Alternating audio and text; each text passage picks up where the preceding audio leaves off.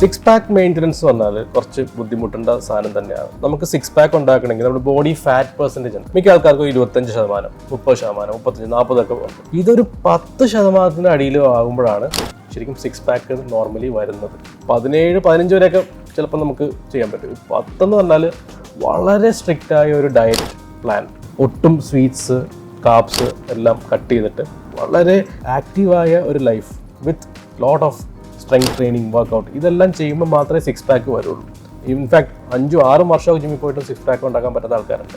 Liposuction ആണ്. Liposuction is the most commonly done plastic surgery procedure in the world. അപ്പോൾ നമുക്ക് വേസർ എന്നൊരു technology ഉണ്ട്. ഈ വേസർ വെച്ചിട്ട് ലൈപ്പോസെക്ഷൻ ചെയ്യുമ്പോഴാണ് ഇത്ര ഡെഫിനിഷൻസ് കൂടി ആ മസിലിനെ കടഞ്ഞെടുത്ത് അത്രയുള്ള ഫാറ്റ് കൂടുതൽ സെലക്റ്റീവായിട്ട് നമുക്ക് റിമൂവ് ചെയ്യാൻ പറ്റാം.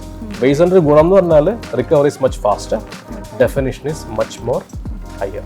ഓക്കെ, അപ്പോൾ അത് ചെയ്ത് കഴിഞ്ഞിട്ട് ഒരു നോർമൽ ലൈപ്പോസെക്ഷൻ പോലെ തന്നെ അന്ന് വൈകുന്നേരം അല്ലെങ്കിൽ നെക്സ്റ്റ് ഡേ തന്നെ നമുക്ക് വീട്ടിൽ പോകാൻ പറ്റും.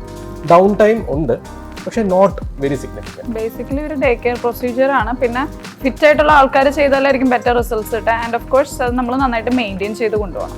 അത് സിക്സ് പാക്ക് ആണെങ്കിലും നോർമൽ ലൈപ്പോസെക്ഷൻ ആണെങ്കിലും മെയിൻറ്റെയിൻ ചെയ്യുന്നത് ഇറ്റ്സ് വെരി ഇമ്പോർട്ടൻറ്റ്.